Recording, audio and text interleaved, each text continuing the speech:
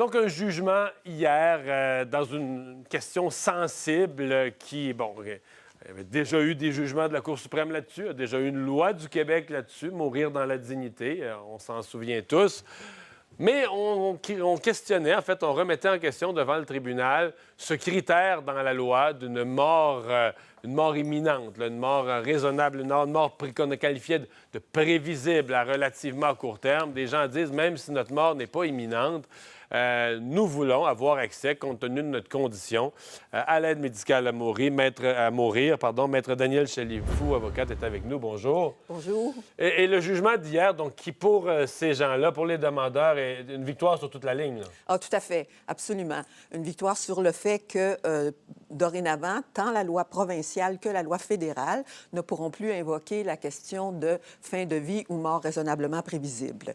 Alors, c'est très clair. Et le jugement aussi n'a pas été très tendre par rapport à toute cette question-là envers les législateurs, tant fédéral que provincial, même que la juge, à un moment donné, a dit que la loi provinciale qui parle de fin de vie, puis qui a été interprétée de façon assez restrictive là, par les médecins, était la plus stricte au monde dans les lois qui concernent l'euthanasie. Alors, vous pouvez voir que sa position à elle était vraiment favorable aux demandeurs. La juge, qui d'une certaine façon s'appuie sur un jugement de la Cour suprême du Canada en Colombie-Britannique, le jugement Carter d'il y a quelques années, là. Exactement, c'est ça.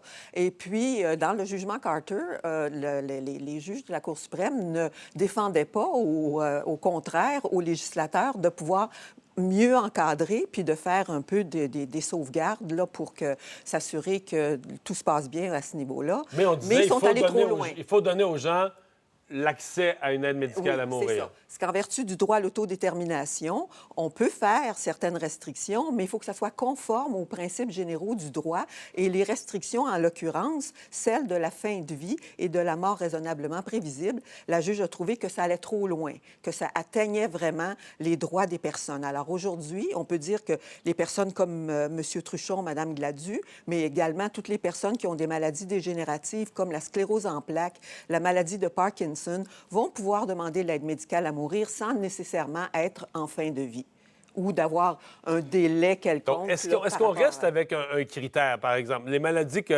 dégénératives que vous avez nommées sont toutes des maladies qui, à la fin, là, arrivent à des circonstances, des conditions de vie terribles, mais où on peut dire qu'en cours de maladie, on a des diminutions, on a des pertes de capacité, mais on a quand même une qualité de vie. Est-ce que, mettons, quelqu'un est encore quand même correct, là, ça devient carrément un suicide?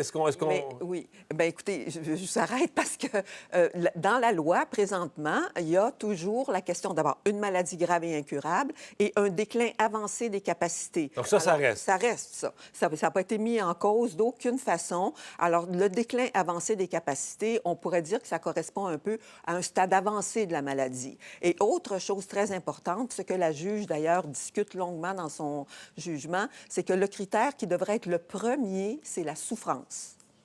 Alors, donc là, il reste le critère de souffrance. Ben oui, je veux dire, la personne doit toujours être majeure, apte, avoir une maladie grave et incurable, avoir un déclin avancé de ses capacités et être dans un état de souffrance qu'on ne peut soulager, des souffrances qu'elle juge intolérables. Alors, voyez-vous, il y a quand même plusieurs mesures qu'on appelle des mesures de sauvegarde qui demeurent. Et dans la souffrance, est-ce qui est reconnu, ce qu'on pourrait appeler la souffrance psychologique, de se voir diminuer, incapable de bouger, de faire quoi que ce soit? La souffrance psychologique et la souffrance physique sont deux critères qui sont nommés dans la loi. Alors, oui, exactement. J'ai entendu et lu des commentaires disant que, bon, ils étaient tombés pour ce procès-là sur une juge qui a livré un jugement supérieurement étoffé, documenté, même long en contenu. Oui, je vous vois sourire, c'est vrai.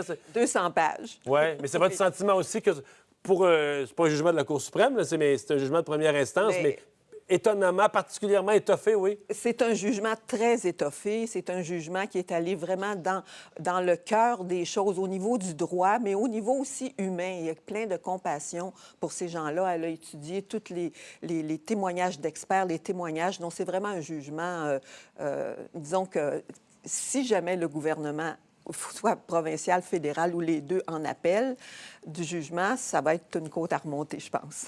Ouais. Ouais.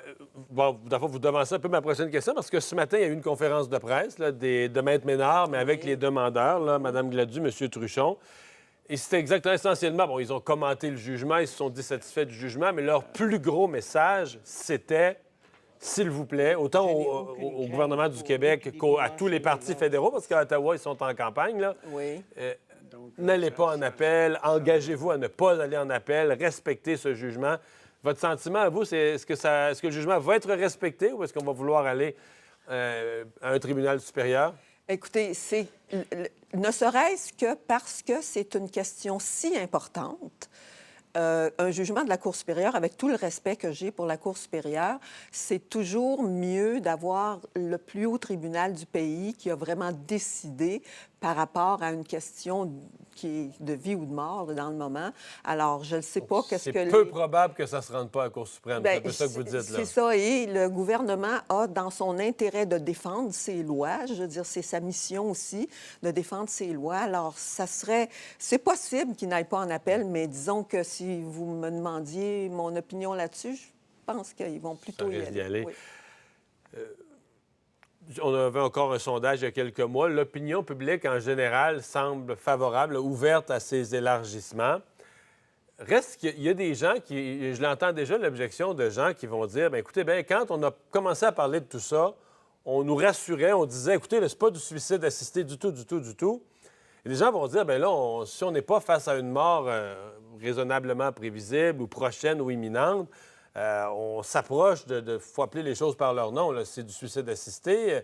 Vous répondez quoi à ça? Bien, je réponds à ça que le législateur peut quand même encadrer, puis peut donner une mesure de sauvegarde qui ne serait pas nécessairement la phase terminale, mais qui pourrait s'échelonner dans une trajectoire qui peut durer peut-être même des années. Il s'agirait de voir des définitions claires et précises, parce qu'entre vous et moi, être en fin de vie, ça veut dire quoi? On est tous plus ou moins en fin de vie, finalement, parce qu'éventuellement, on va tous... Oui. Bon. Alors c'est ça, c'est que c'est peut-être pas incompatible non plus que le législateur revoie sa loi pour apporter des précisions qui vont dans le sens de Carter et qui respectent aussi l'autodétermination des personnes. Parce qu'une personne qui demande l'aide médicale à mourir, quand elle en est rendue là, elle se considère en fin de vie. Ouais. C'est bien important de le dire. Oui. Madame Chalifou, merci d'avoir été là. Plaisir.